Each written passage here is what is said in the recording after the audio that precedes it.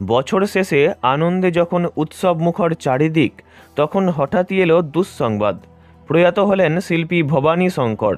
হৃদরোগে আক্রান্ত হয়ে মৃত্যু হয়েছে তাঁর। 30শে ডিসেম্বর এই পৃথিবীকে বিদায় জানিয়েছেন তবলাবাদক পণ্ডিত ভবানী শঙ্কর। তাঁর প্রয়াণের খবর প্রকাশ্যে আসতেই বিনোদন দুনিয়ায় শোকের ছায়া নেমে এসেছে। ভারতীয় শাস্ত্রীয় সঙ্গীতের একজন অন্যতম মহান ব্যক্তিত্ব হিসাবে খ্যাত ভবানী শঙ্করের প্রয়াণের খবর যেন এক মুহূর্তে সকলকে চমকে দিয়েছে। একটি সর্বভারতীয় সংবাদ মাধ্যমের প্রতিবেদনে বলা হয়েছে, 30শে ডিসেম্বর পাখাওয়াজবাদক ভবানী শঙ্করের স্বাস্থ্যের হঠাৎই অবনতি হয়। এদিন বিকালে তিনি প্রচণ্ড বুকে ব্যথা অনুভব করেন এবং যার ফলে তাঁর অবস্থার অবনতিও হয়।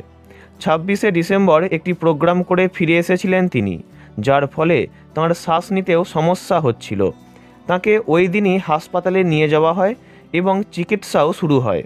তবে কিডনি সহ তাঁর বিভিন্ন অঙ্গ প্রত্যঙ্গ কাজ করা বন্ধ করে দিলে তাকে ভেন্টিলেটরে রাখা হয়। শনিবার বিকেলেই তাঁর প্রয়াণ ঘটে। তবলাবাদক ভবানী শঙ্কর 67 বছর বয়সে এই পৃথিবীকে বিদায় জানালেন। তাঁর প্রয়াণে শোকের ছায়া নেমে এসেছে উচ্চাঙ্গ সঙ্গীত জগতে।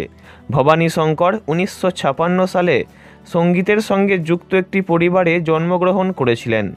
তিনি 8 বছর বয়স থেকেই তবলা ও পাখাওয়াজ বাজানো শিখেছিলেন।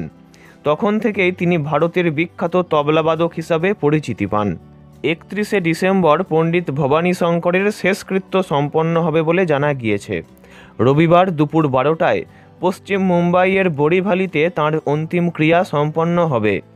এই সময়টা পণ্ডিত ভবানী শঙ্করের মরদেহ তাঁর বাড়িতে রাখা হবে, যেখানে অন্তিম শ্রদ্ধা জানাতে আসবেন সঙ্গীত জগতের সকল তারকারা। পণ্ডিত ভবানী শঙ্করের প্রয়াণে তাঁর পরিবারেও নেমে এসেছে শোকের ছায়া। উনি পরপারে যেখানেই থাকুন ভালো থাকুন। ওনার বিদেহী আত্মার চিরশান্তি কামনা করি। ভিডিওটি এই পর্যন্তই।